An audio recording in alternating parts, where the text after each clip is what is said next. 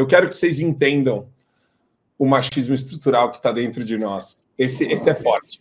Esse é forte. Né? A mulher que coloca o pau na mesa. A gente usa muitas expressões relacionadas ao masculino para falar de poder, para falar de coisas decisivas e tal. Aí eu perguntei aqui no meu Instagram.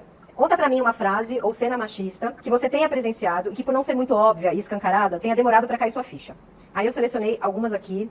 Primeira delas. Você consegue as coisas porque tem uma energia muito masculina. Já ouvi também. Que bonitinha, tão pequenininha, falando assim sério. Também já ouvi. Depois de anos de relação e finalmente ter uma posição de líder, ouço de um cara que já tinha sido meu chefe e que naquele momento era meu subordinado, a seguinte frase: você sabe que tá aí porque precisam de uma liderança feminina, né? Um homem não quer despir uma mulher e parecer que tá lendo um jornal. Um cliente comentando sobre minhas tatuagens. No fim de semana, num barzinho com meu namorado, em que minha filha estava com o pai, somos separados, uma mulher me pergunta em tom desaprovador: e onde está sua filha enquanto você está aí se divertindo? Tem muito pelo aqui. Aí a gente imaginou que quem falou isso pra ela era um cover do Tony Ramos. O ginecologista me perguntou quantos parceiros sexuais eu já tive na vida. Quando eu respondi que nunca tinha parado pra contar, ele fala que promiscuidade era ter mais de 2 relacionamentos por ano. E que essa era uma explicação que estava no dicionário. Esse dicionário aí é do TFP, né? Tradição, Família e Propriedade. Aí a clássica que eu ouvi minha vida inteira: você precisa ser mais leve e deixar sempre um sorriso no rosto. Eu acho maravilhoso. Eu vou começar, é óbvio, né, pela professora Paula Marisa, essa, porque é muito legal. Como é que é? Vivo a vida e assim, pô, quantos comentários absurdos a gente escuta ao longo da vida, né? E tem uns que nem são tão absurdos assim, professora. O que eu achei da... É Tati o nome dela? Eu achei a Tati meio histérica. Mas se ela acha que seria bom para o feminismo, então ela acha que seria uma coisa positiva. Mas não foi, a gente Ela não falou viu que esses seria- tempos aqui uma matéria falando que realmente o feminismo era histérico e que a gente precisava parar de problematizar a histeria, que a histeria, no fundo, era uma coisa boa, uma vibe meio Miriam Leitão. O feminismo é histérico, entenda como isso é bom. Era mais ou menos assim o texto que a gente analisou em alguma das nossas lives. E o vídeo inteiro dessa moça é sensacional, porque, na verdade, eu me prestei a assistir todos, uns 4, 5 minutos. Sensacional, porque eu me diverti demais. Ela tá falando ali, na verdade, sobre machismo e sobre assédio.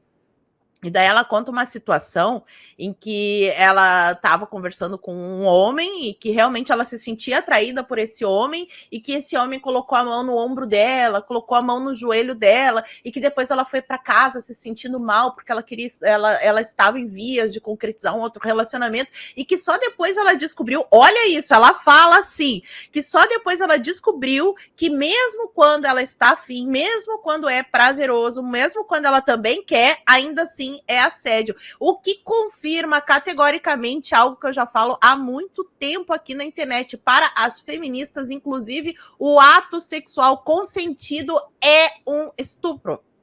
Isso está na literatura feminista. As feministas, o movimento feminista é um movimento de ódio ao patriarcado e aos homens. E sempre foi, que é para comprar aquela briguinha quadrilhos aqui, eu tenho que botar essa pimentinha. Mas assim, e as frases que ela fala ali, pelo amor de Deus, machismo. Eu tenho tatuagem, tá? Eu tenho um monte de tatuagem. Se o cara chega pra mim e diz assim, eu não quero despir uma mulher e parecer que tá lendo gibi, tá legal, é a opinião dele, eu tô cagando, eu tô segura de mim. Agora, como essas mulheres, elas são extremamente inseguras, elas precisam da validação dos outros. E ninguém pode falar nada que deixe ela magoadinha, que daí é machismo. Essa é a fórmula perfeita para criar seres humanos de borracha, porque pessoas fortes, elas são capazes de sobreviver às adversidades e de superar as críticas, inclusive. Então, o que está se fazendo hoje é uma sociedade de pessoas fracas, pessoas que não podem ouvir nada que as contrarie, pessoas que querem colocar acima da realidade os seus sentimentos. Então, às vezes a pessoa nem falou aquilo numa intenção de magoar o outro, mas o que importa não é a realidade. O que importa é o sentimento que foi gerado. Qual é o machismo que tem em falar que bonitinha, pequenininha, falando tão séria? Qual é o problema? Isso machucou ela. Aí eles já de novo, né, utilizam o poder das palavras. A violência verbal. Crítica não é mais crítica, é ataque. Violência verbal. E todos essas palavrinhas que eles utilizam. É um negócio assim que seria engraçado se não fosse trágico, porque isso está transformando a nossa sociedade em um bando de pessoas fracas, totalmente fáceis de subjugar, de serem subjugadas por um Estado totalitário, que vai utilizar como desculpa essas histórias para produzir leis, né? Vou proteger aqui esse grupo das mulheres, então não pode mais encostar no joelho. E aí atrasa o jogo de todas as outras mulheres que estão a fim de paquerar, porque é assim que funciona. Nem sempre o cara vai pegar, vai encostar na mulher, e a mulher vai estar aberta, receptiva, mas encostou no joelho, caiu algum pedaço? É claro que existem caras que são chatos, que são insistentes de uma maneira, assim, irritante, mas a mulher inteligente, ela sabe sair dessas situações e deixar o cara em maus lençóis, ainda fica pior para ele. Então, assim, só parem de chorar, feministas. Sejam mulheres de verdade e parem com essa palhaçada. Falem por vocês, não por todas as mulheres, porque vocês não representam uma enorme parcela das mulheres. É isso, Marco. E é muito engraçado, Adriles. Você tem uma energia tão masculina. Olha como essa frase é machista. Com essa boina. Aí você vê um bando de sapatão. Não, mas agora, falando sério, um instante. Veja as CEOs de grandes multinacionais. Adriles Jorge.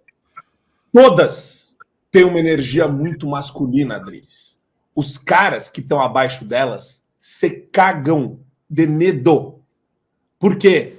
Porque a mulher põe o pau imaginário na mesa, porque ela mete bronca, porque ela briga, porque ela grita. Não tem absolutamente nada de feminino nisso, Adriles. Vamos lá, os papéis normativos, eles constroem socialmente e geneticamente, pela índole psíquica, pela predisposição genética, aquilo que se configura um papel feminino e um papel masculino. É claro que o papel masculino incide na potencialidade de mais poder. O homem penetra a mulher, o homem subjuga a mulher, o homem, eventualmente, acolhe e protege a mulher ao mesmo tempo que o homem é mais forte geneticamente, fisicamente, que a mulher. Então, a mulher tem uma predisposição a ter mais cuidado, a ter mais carinho. A mulher é mãe, a mulher pare, a mulher educa o seu filho de maneira direta, a mulher alimenta o seu filho. Então, ela tem uma predisposição a mais cuidado, a mais afeto, a mais carinho, a mais doçura. Isso não é machismo estrutural. Isso é biologia, diferenças entre homem e mulher. Isso não quer dizer que um homem não tenha e não possa ter um aspecto mais, eu falando isso é até engraçado, um aspecto mais feminino, um aspecto mais sensível, um aspecto mais de cuidado, e que, em contraposição, uma mulher não tenha, às vezes, um aspecto mais incisivo, quando ela vai virar executiva, quando ela vai virar chefe de algum negócio, quando ela vai virar uma líder política, quando ela vai virar uma blogueira e uma grande jornalista política como a Paula Marisa, que coloca o pau na mesa. Ou seja, esse tipo de expressão que denota uma masculinidade, um poderio masculino, não é necessariamente um aspecto machista. E aí, quando você tem uma mulher com uma ultrassensibilidade ferida, de um feminismo contemporâneo, histérico, e se diz e se coloca como histérica, e diz que, eventualmente, essas expressões machucam e ferem, enquanto essas expressões simplesmente denotam as diferenças entre homens e mulheres. Quando alguém chega para uma menina e fala, você é tão bonitinha, tão pequenininha, e revela uma força tão grande, isso pode ser um elogio. Um elogio de uma característica, entre aspas, masculina de uma mulher que funciona e não faz com que ela perca a feminilidade. Agora, quando você acha que tudo é ofensa, tudo é desaforo, tudo é mágoa, um toque no seu ombro é um assédio, uma palavra mal colocada sobre o seu corpo é uma ofensa terrível, passível de criminalização, e uma expressão que denota o poder masculino ou o cuidado e o afeto feminino simboliza um machismo atávico, é exatamente fruto de um feminismo, a caricatura do movimento feminista inicial que liberou as mulheres, que tinha realmente uma raiva do patriarcado, que o patriarcado era uma merda, realmente, até o século XVIII e o século XIX, e que se transformou numa histeria corporativista que une mulheres hoje contra os homens, para demonizar os homens, para tornar os homens um bando de banana, um bando de castrado, e fazer uma apologia a uma histeria que não percebe a realidade e a Protesto. diferença entre os sexos e entre o papel normativo e genético de cada um. Protesto a última fala da Adriles também. Ela me dá um cutucão e eu dou também. Mas, Gustavão, qual frase que você gostou mais? Porque eu gostei de todas, para ser sincero. Assim, será que eu sou um macho tóxico, Gustavão? E que bom que tu é.